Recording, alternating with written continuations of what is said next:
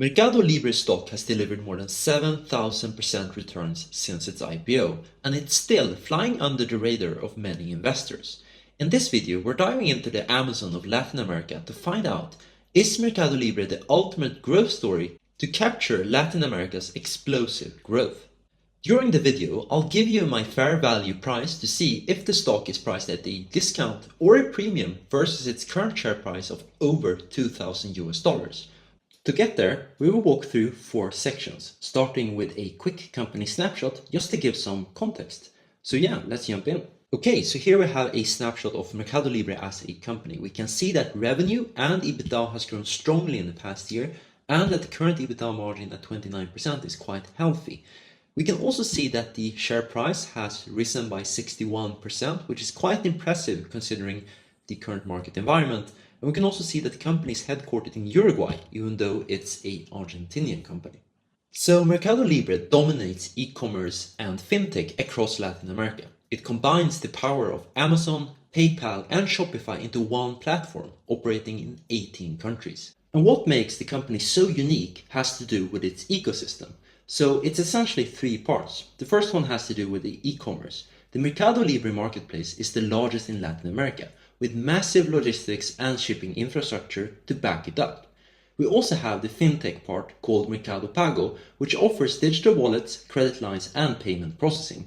And then we also have ads and software. Just like Amazon and Shopify, they're monetizing merchant services and ad space to boost margins. And on this slide, we can see the amazing track record of MercadoLibre. We can see that ever since the company went public, it has on average generated 30% annual returns for investors. Now, what could keep this track record going has to do with a few things. Firstly, it has to do with underserved markets. Most people in Latin America are still unbanked or underbanked. MercadoLibre is solving this through its fintech arm.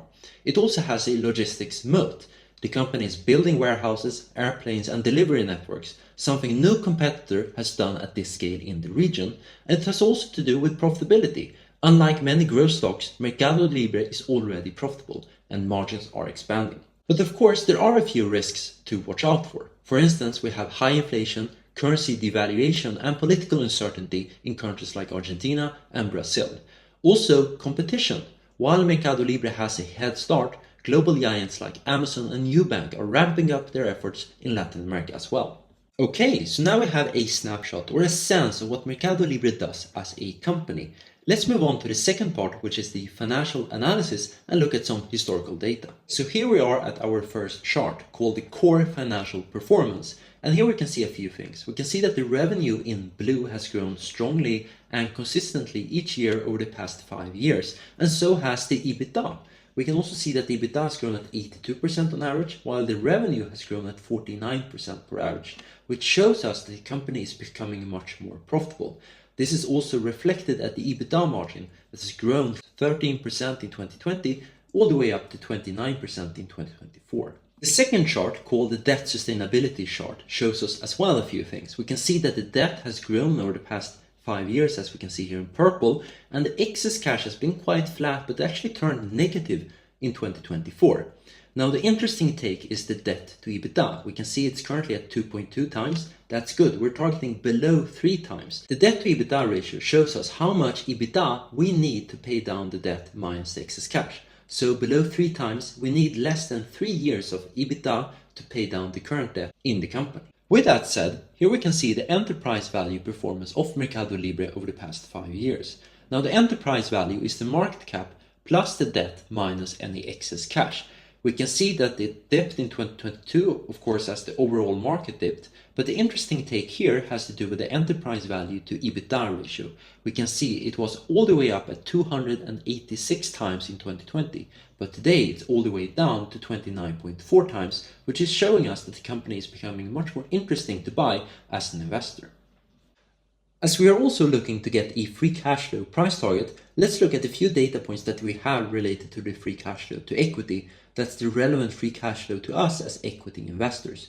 Now, what we can see here is that the free cash flow to equity has grown at 56% on average per year, while the revenue has grown at 49%, which we saw previously. This is yet again showing us that the company is becoming much more profitable over the past 5 years. Another interesting chart is the relative free cash flow performance. Here we can see the free cash flow per share. We can see it has expanded enormously, right, over the past 5 years. And we can also see that the free cash flow yield has also expanded. It's all the way up at 10.3%. On average, it has been at roughly 5.6% each year over the past 5 years. The final chart I have to show you has to do with the share performance of the company. Now, this does not only mean the share price, which we can see here in the dotted line has grown nicely, right? But it has also to do with the number of shares in the company. As you remember, this is a high growing company.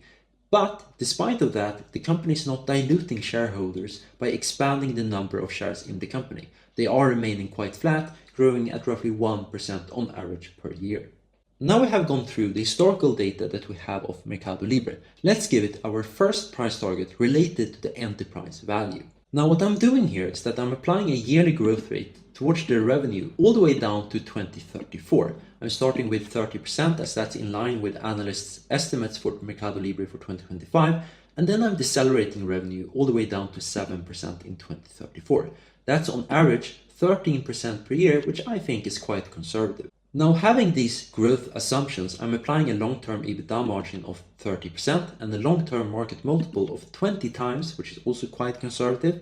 And with that, we get an enterprise value price target of $4,723-ish US dollars in 2034. Let's also give the company a free cash flow price target as well. So here we are doing essentially the same. We're applying a long-term growth rate all the way down to 2034 towards the free cash flow to equity. And doing that, and also assuming a long-term free cash flow yield of 5%, we get a price target of $6,194 US dollars. As we now have two different price targets, I'm essentially just weighing them equally to get a weighted price target of $5,459 US dollars in 2034.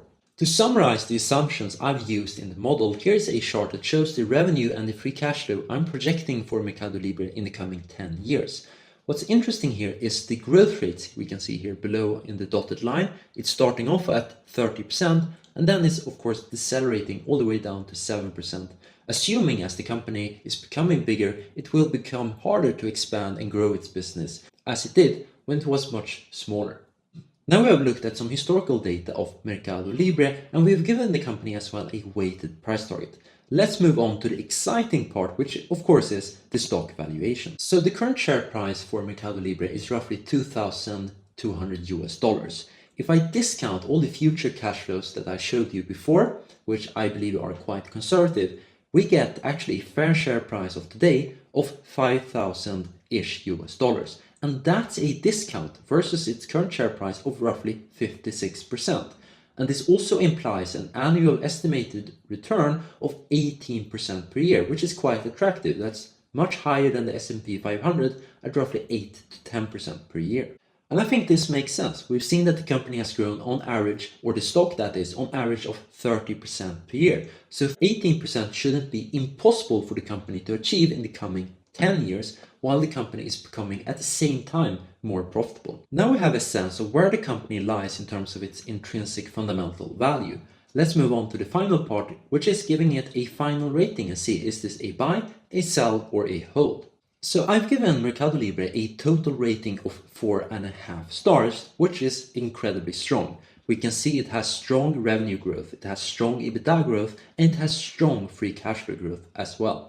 On top of that, it has quite low debt to EBITDA. We saw the debt to EBITDA ratio being below 3 times. However, in terms of consistent stock performance, I've given the company only 2 out of 5 stars. That's because it's quite a volatile stock. It's hard to get in and out of at the right price. But where the company really shines has to do with valuation. We saw that it has a high RRR, or annual expected return, versus the market, and we saw it was incredibly well priced with a discount of over 50% versus its fair share price. Lastly, I've also given the company quite high scores in strong competitive positioning and strong brand and reputation. Where the company hasn't scored that well has to do with low legal and macro risks. The company is operating in quite uncertain and high-risk countries like Argentina and Brazil in terms of at least currency devaluation and inflation. Okay, so now I have all the information we need to finalize this page. So my final recommendation is, as you might have guessed, a strong buy. I think this is a great company at a good price, at a great price actually right now. And my final rating, as we saw just now, was 4.5 stars. Thank you so much for watching. If you go down to the description below, you can get a free one-pager, which includes my 5 years of financial data, full DCF assumptions, and forecast summary for MercadoLibre as well. Please let me know in the comments below, do you think that this valuation is too optimistic or too pessimistic? And yeah, thank you and see you next one.